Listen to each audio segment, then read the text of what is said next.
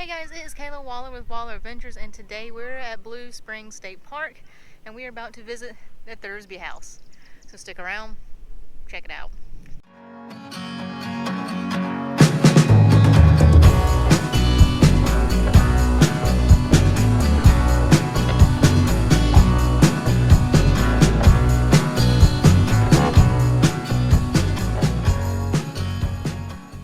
Alright guys, so I don't really know much about this house. I just know it was built in the 1800s, and the Thursby family lived here back in the day before this was a state park. So let's go in and check out the museum.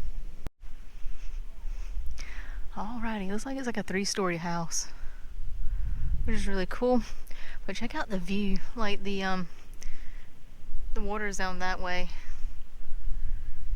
But yeah, like that's a good hill to like roll down or sled down if it ever snowed in Florida. You probably roll down it. Alrighty. Let's go up the steps.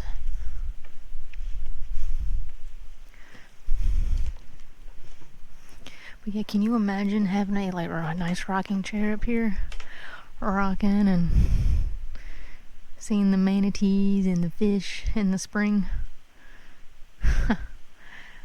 This is a nice little view. Pay big money to sit there like that. Alright, it says Thursby House, built in 1872 by Lewis Thursby. This house has seen the rise and fall of the steamboat and railroad, prosperity and crash of the citrus boom, the creation of Florida's tourism industry, and the changing face of natural Florida. The Florida Park Service works hard to honor our cultural past while looking to the future. Awesome. Let's go in. We got the upstairs blocked off. Alright. The Thursbys, 1850 to 1860. Blue Springs' first permanent settlers. 1856, Lewis Thursby left Brooklyn, New York with his wife, Mary Ann, and their daughter, Mary Alice. They arrived at Blue Spring by steamboat. Thursby's purchased 133 acres, good lord, and a 3-room log cabin for $400. That's nice. That's real nice. For several years, the family lived in a small log cabin. Wow. 1872 is when they built the house. They said it was on top of a large Indian maiden. It was not maiden, but midden, which, when evacuated, revealed an abundance of Indian cultural artifacts. Oh, okay. The kitchen was built on the site of Parsons' original log cabin. Huh. The house is constructed by Georgia yellow pine and roofed with hand-split cypress shingles. Oh my god. On each four rooms open into a central breezeway. Sweet. The landing was built and Blue Spring became a regular posted stop between Jacksonville and Enterprise. 5 steamboats a day were running, many stopping at Blue Spring for both freight and tourists. Huh, okay. 1881, a narrow gauge railroad was laid from Orange City to Blue Spring. The primitive railroad was mule-drawn and linked Groves in Orange City to the landing. The Great Freeze of 1886. The end of an era, says standard gauge railroad replaced the narrow gauge track from Blue Spring to Orange City, and Thursby Landing was connected to the Florida East Coast Railway network. As time passed, the railroading and transporting a majority of the freight and passengers, and the steamship lines were put out of business. The landing was no longer a post stop, and only 4 steamboats passed by weekly. In 1890, Lewis Thursby died at age of 62. Florida East Coast Railroad completed in 1912. That's a lot of info. Oh, look at the stove.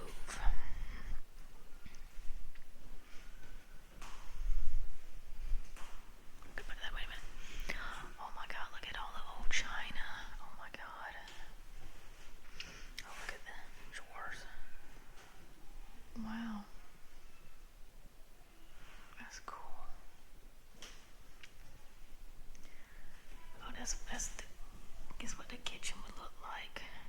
that stove. I would love to cook on that stove if I could. All the jars back there. Rocking chair. I want to put that rocking chair out there on the front. I would sit and rocking that all day. Daggone. I bet you this place is haunted. It's probably haunted. I bet you it's haunted.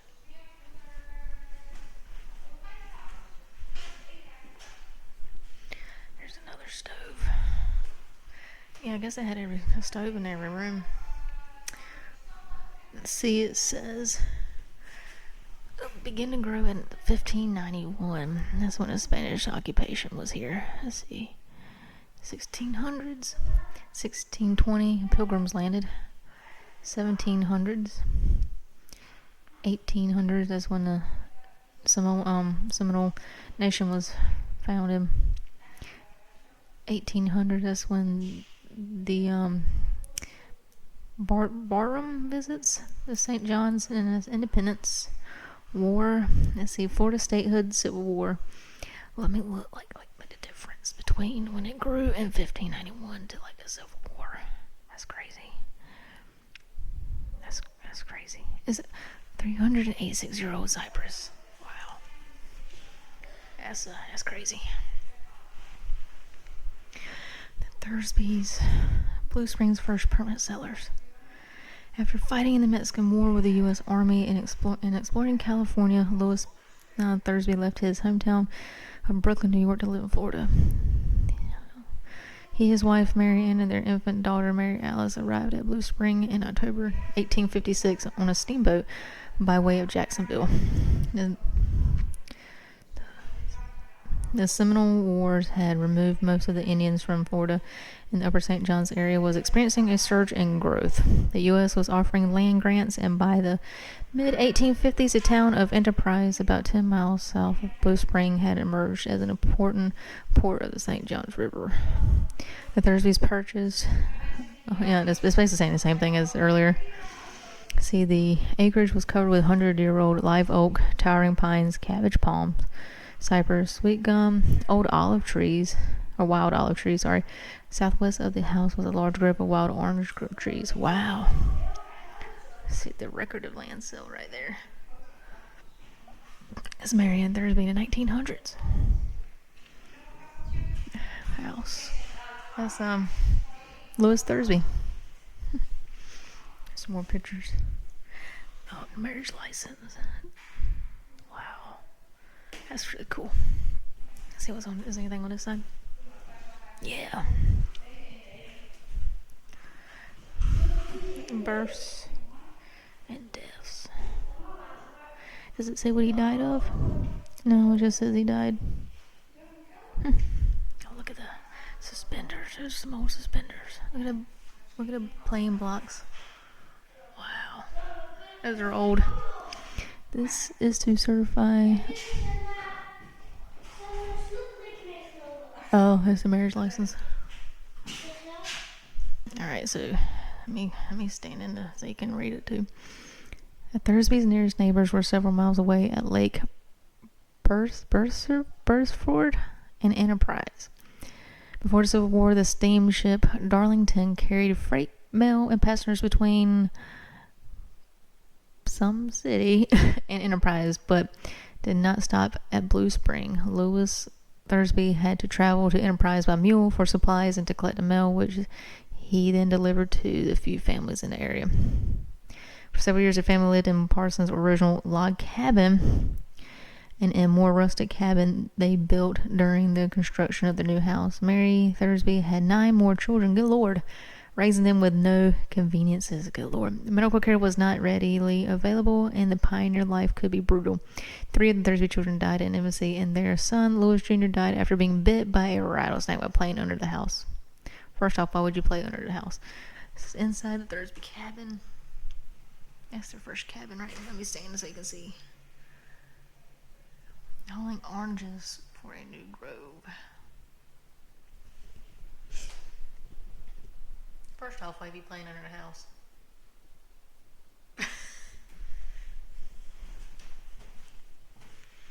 Alright, let's go to the other side.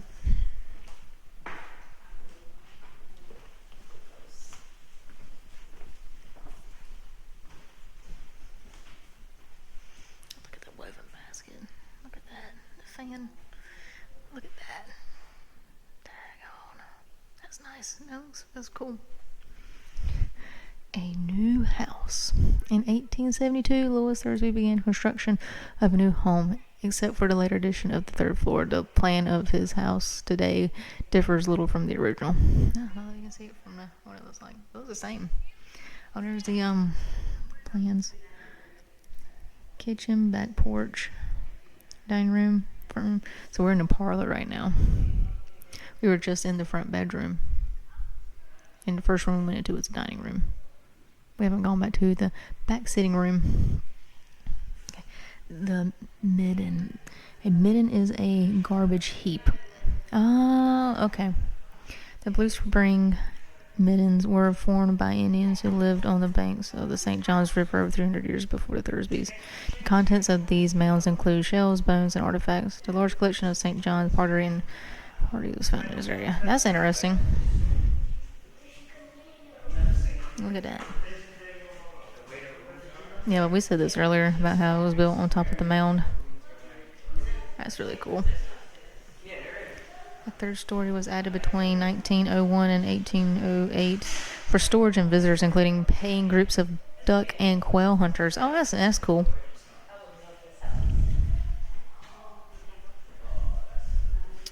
Alright. Into the back sitting room. This is the sitting room. There's another stove.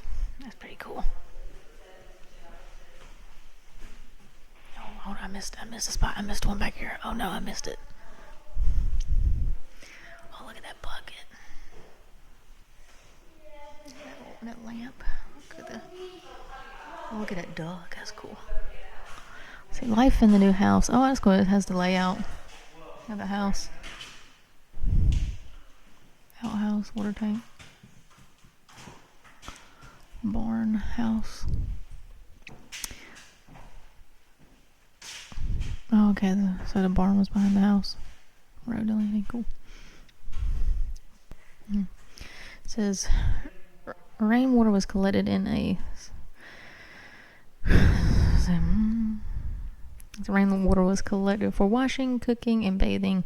Spring water was used for drinking. Oh, that's cool. But not water from the main boil, because it was too sulfurous, which is why, let's see.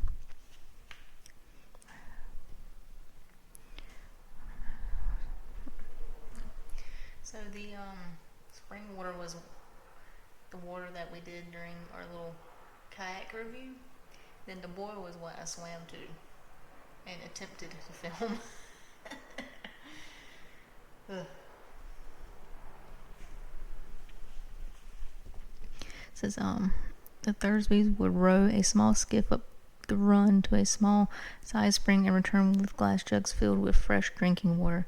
Originally, kerosene lamps and candles provided the lighting inside the Thursby house, but all the turn of the century, some gas came into the house. It says calcium carbide pellets set in water produce a combustible gas, which was piped from outbuilding into conduits leading to gas lights inside the house. Oh, that's interesting. The Thursbys burned logs for heating and cooking. Potbelly stove heated the house. That's kind of what we've been looking or seeing, these stoves. Heated the kitchen. It says saw railroad ties eventually replaced the cut and split logs. The family hauled the old ties home when the railroads installed replacements. Natural air conditioning kept the house cool. The Thursbys designed the house with tall windows and shutters to moderate temperature and extremes in the summer. The porches are a very important feature used for relaxing and working on domestic projects, as well as shading the rooms from the direct sun. That makes sense. That's cool. It's outdoor life. It says fish were abundance in the run. The Thursbys carved gigs to spear, mullet, caught brim with bread. And on occasion discharge a shotgun into schooling fish. Nets were stretched to catch the huge catfish schooling running from the river to the boil. The boys shot alligators, coons, and possums. Let's see. John Thursby owned about 15 rowboats, which were rented out on weekends. His son would row visitors around the river and act as a fishing guide. There they are in the canoe.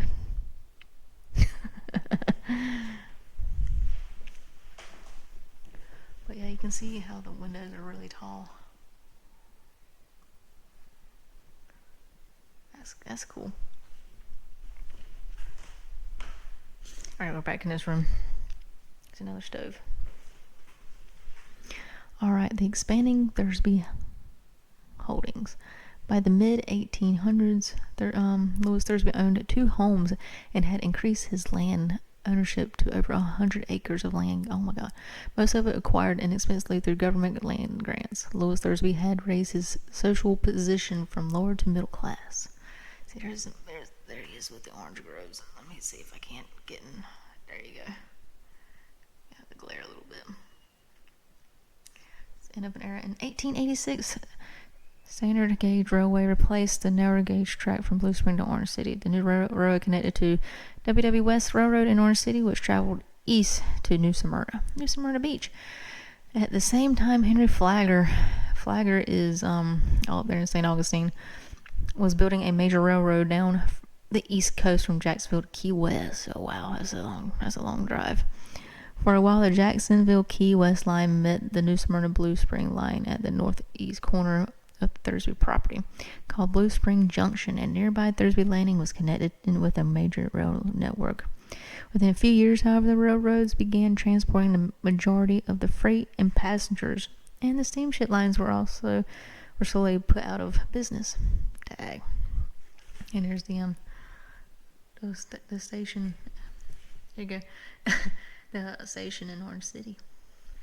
It says Louis Thursby died in 1890, and in 1900, Mary Ann moved to Orange City House, and their son John moved into the house at Blue Spring. By 1910, only about 4 steamboats passed Blue Spring weekly, and the landing was no longer a posted stop. That's them, Louis and Mary Ann Thursby. Oh, what's this? It's a greeting. It says what does it says? Oh, it's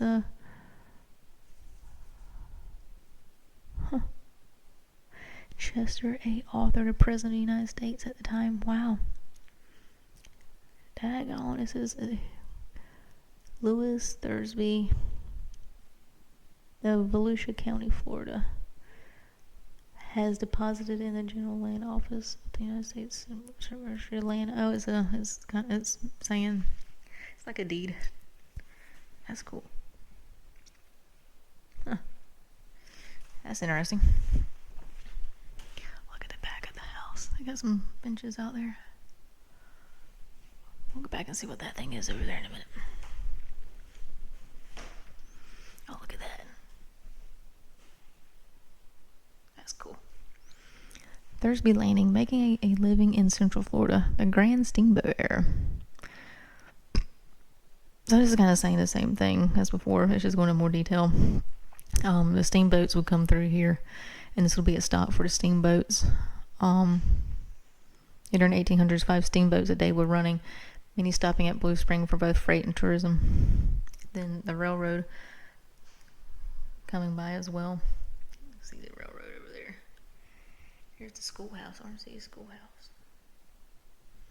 This is the DeBerry, a 145-foot side wheeler transported oranges and cotton on the lower deck and wealthy patrons on the upper deck. Oh, wow, okay. The Thursby Landing. Nice. We'll go out the back. Yeah, you can't go upstairs. Oh, I don't know what that is. I don't know. It must have been something for something. Obviously. I don't know. It could have been like a meal or something. I don't know. Let's go look in the window. Oh, the kitchen. This is the kitchen. Oh, you can see more stuff on this side. See a table. Look at all those old pots and stuff. Daggone. I'm surprised it's not far away from the house. Because back in the day, they used to build the kitchens separate from the house. Like if you go to Beaufort, there's some houses that still have it. I know there's one house that was on the historic carriage tour that I used to drive. The kitchen was built in the back, and then there's kind of like a walkway now, and then the house, but that walkway used to not be there. But it's because kitchens caught fire a lot, and so they kept away from the house so the whole house wouldn't burn down. But I'm surprised this kitchen is attached to the house, unless they weren't worried about having kitchen fires. I don't know.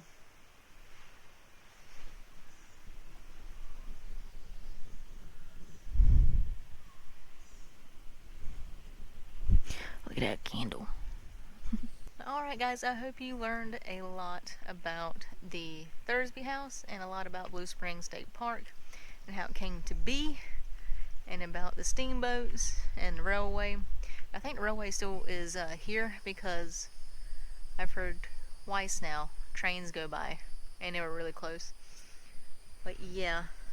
So if you like this video, give it a thumbs up. Make sure you're subscribed to the channel. If you are, we greatly appreciate it. If you're not, hit that subscribe button. It'll help our channel grow. We're also on Facebook, TikTok, and Instagram. And in the description below, there is a link to our bigger shop where you can get cool Wall Adventures merch. I'll also put a link to the Blue Springs State Park if you want to check it out. If you want to book a campsite, or you can even book a cabin, or you can come here for a day and swim to the boil like I did. So thanks for watching. See you soon. Hey guys, it's me again. If you want to subscribe to your channel, click over here. If you want to check out some more videos, click down there. If you want to check out our cool merch shop, go to the description below and click the link. Thanks for watching. See you in the next video.